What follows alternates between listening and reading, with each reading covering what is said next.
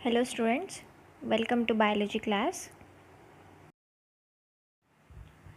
In today's class, we are going to study about nucleic acids and some structures of proteins. तो आज के class में हम लोग पढ़ने वाले हैं न्यूक्लिक एसिड्स के बारे में and structure of proteins, that is session 4th में. So let's begin with this session, that is 4th session. Nucleic acids, and its definition is a complex organic compound in living cells that of a chain of nucleotides. तो यहाँ पे क्या हो रहा है, इसका definition है, ये क्या है, एक कॉम्प्लेक्स ऑर्गेनिक कंपाउंड होते हैं लिविंग सेल्स में जो बने हुए होते हैं चेन ऑफ न्यूक्लियोटाइड से. तो ये हो गया न्यूक्लिक एसिड का डेफिनेशन. तो उसके बाद हम लोग देखेंगे न्यूक्लिक एसिड्स में कितने टाइप्स होते हैं. So here there are 2 types. तो यहाँ पे 2 टाइप्स है. First is DNA, that is deoxyribonucleic acid, and the other is RNA ribonucleic acid. तो ये क्या है, 2 टाइप्स के न्यूक्लिक एसिड्स है. फर्स्ट है DNA एंड सेकेंड है RNA. तो इसके बाद हम लोग और एक दूसरा पॉइंट देखेंगे न्यूक्लिक एसिड्स के बारे में.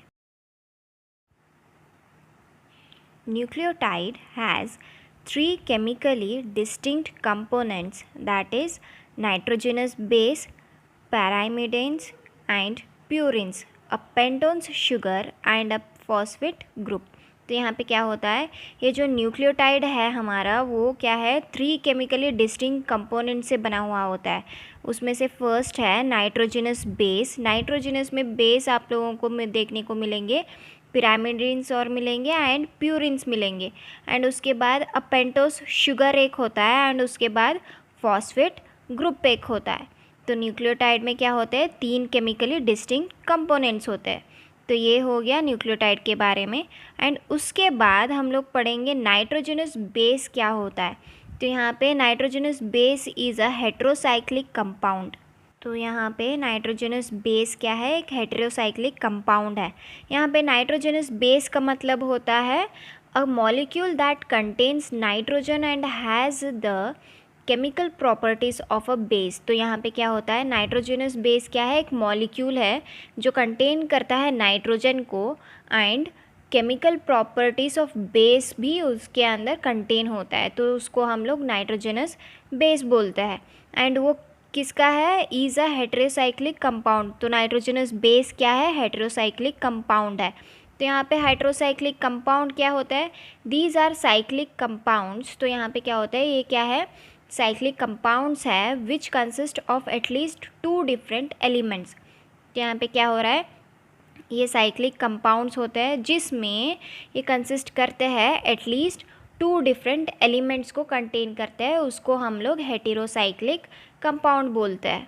तो उसके बाद हम लोग नेक्स्ट देखेंगे. एंड उसके बाद नेक्स्ट है pentose sugar is a monosaccharide.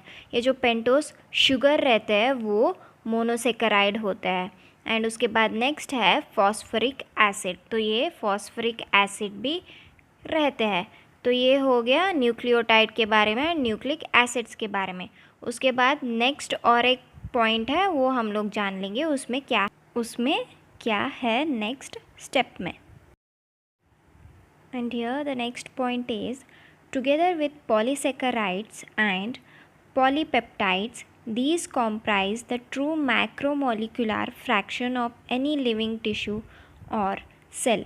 तो यहाँ पे क्या होता है, ये जो टुगेदर विथ दोनों के साथ पॉलीसेकेराइड्स एंड पॉलीपेप्टाइड्स दोनों मिलके क्या करते हैं, ये कॉम्प्राइज करते हैं एंड ट्रू मैक्रोमोलिकुलर फ्रैक्शन को इन्वाइट करते हैं किसी भी लिविंग टिश्यू और सेल्स में.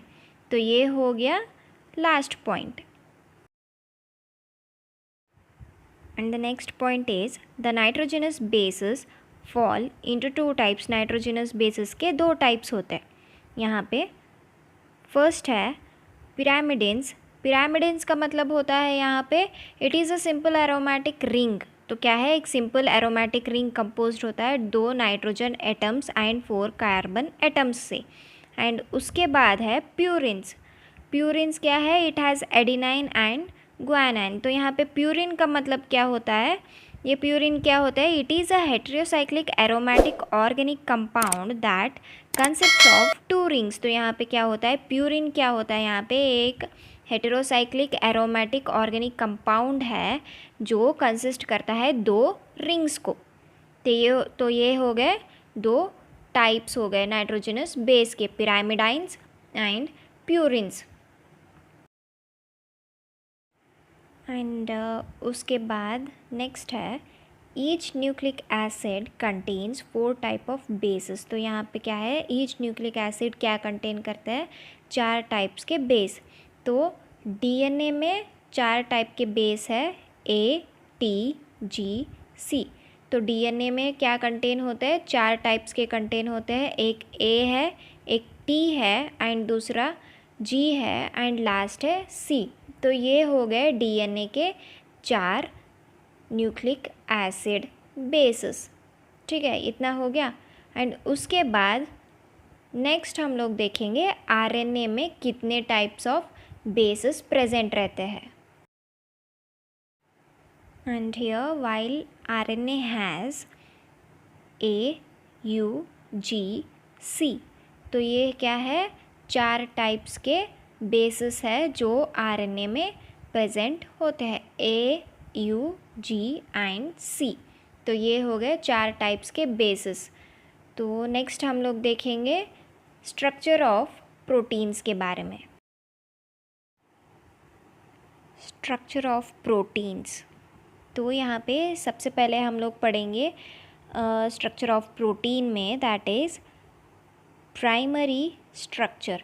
तो यहाँ पे प्राइमरी स्ट्रक्चर क्या है, it's found in the form of linear sequence of amino acids. First amino acid is N terminal end amino acid and last amino acid is called C terminal amino acid. तो यहाँ पे primary structure में क्या हो रहा है, ये कहाँ पे फाउंड होता है, यहाँ पे एक इन the form of linear sequence में फॉर्म होता है एमिनो एसिड्स के। फर्स्ट एमिनो एसिड जो रहता है उसको एन टर्मिनल एमिनो एसिड कहते हैं एंड जो लास्ट एमिनो एसिड रहता है उसको हम लोग सी टर्मिनल एमिनो एसिड कहते हैं।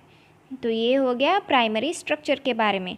ये क्या फाउंड होते हैं, किस में, क्या, इट्स फाउंड इन द, क्या है, ये कहाँ पे फाउंड होते हैं, इन the form of linear sequence में फाउंड होते हैं एमिनो एसिड्स के। ये जो फर्स्ट एमिनो एसिड्स रहते हैं वो एन टर्मिनल एमिनो एसिड्स कहते हैं एंड जो लास्ट एमिनो एसिड रहते हैं उसको हम लोग सी टर्मिनल एमिनो एसिड्स कहते हैं।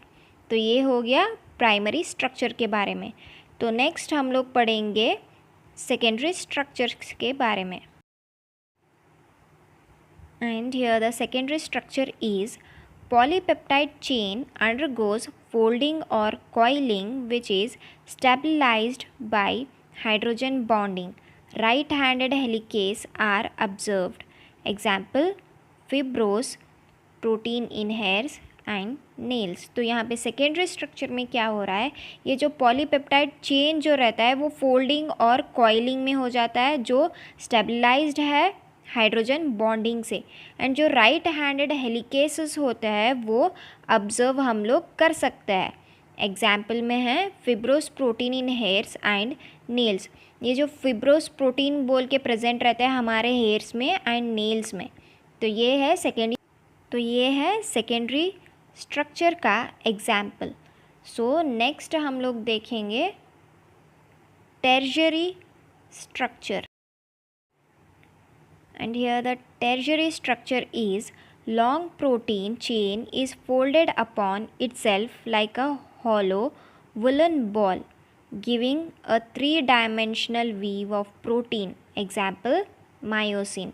तो यहाँ पे क्या हो रहा है, ये टर्शियरी स्ट्रक्चर क्या होता है, लॉन्ग प्रोटीन चेन होता है जो फोल्ड होता है, अपने आप को क्या कर देते हैं, फोल्ड हो जाता है, अपने आप में ही क्या है, फोल्ड अप हो जाता है। एंड उनका कैसा स्ट्रक्चर बनता है, एक हॉलो वुलन बॉल की जैसा स्ट्रक्चर बन जाता है, गिविंग, एंड वो क्या करते हैं, 3D डायमेंशनल वीव क्रिएट कर सकते हैं तो ऑफ प्रोटीन का। ठीक है। एंड एग्जाम्पल है मायोसिन। तो यहाँ पे क्या हो रहा है, टर्शियरी स्ट्रक्चर में लॉन्ग प्रोटीन चेन होते हैं, वो खुद को क्या करते हैं, फोल्ड अप कर देते हैं एंड वुलन बॉल की तरह हॉलो कर लेते हैं एंड उसके बाद वो 3D डायमेंशनल का स्ट्रक्चर दिखाते हैं। तो ये हो गया टर्शियरी स्ट्रक्चर। नेक्स्ट हम लोग देखेंगे quaternary structure. And here the next is quaternary structure. In this, two or more polypeptides with their folding and coiling are arranged with respect to each other. Example, human hemoglobin molecule has 4 peptide chains. तो यहाँ पे क्या हो रहा है, quaternary structure में दो या दो से ज़्यादा पॉलीपेप्टाइड्स रहते हैं with their folding and coiling के साथ, एंड वो क्या होते हैं, अरेंज्ड होते हैं एक रेस्पेक्ट टू ईच अदर। यहाँ पे क्या होता है, पॉलीपेप्टाइड्स एक से ज़्यादा प्रेजेंट रहते हैं एंड उनका फोल्डिंग एंड कॉइलिंग होता है, एंड फोल्डिंग एंड कॉइलिंग होते ही क्या होते हैं, वो लोग अरेंज रहते हैं ईच अदर से, एक दूसरे से क्या है, अरेंज रहते हैं। तो ये हो गया क्वाटरनरी स्ट्रक्चर। एंड उसका एग्जाम्पल है human haemoglobin molecule has 4 peptide chains. तो यहाँ पे क्या हो रहा है, ये जो ह्यूमन हेमोग्लोबिन का मॉलिक्यूल होता है वो क्या कंटेन करता है, 4 पेप्टाइड चेन्स को कंटेन करता है। तो ये हो गया क्वाटरनरी स्ट्रक्चर। सो ये था स्ट्रक्चर ऑफ प्रोटीन्स का last structure, that is quaternary structure. तो इस सेशन में हम लोग पढ़े structure of proteins and nucleic acids के बारे में। तो ये था सेशन 4th। तो सो I hope you understood this session. If you have any doubts, you can ask me without any hesitation. I'll help you with it. So, and don't forget to subscribe my channel, hit the like button, comments, share, and thank you so much.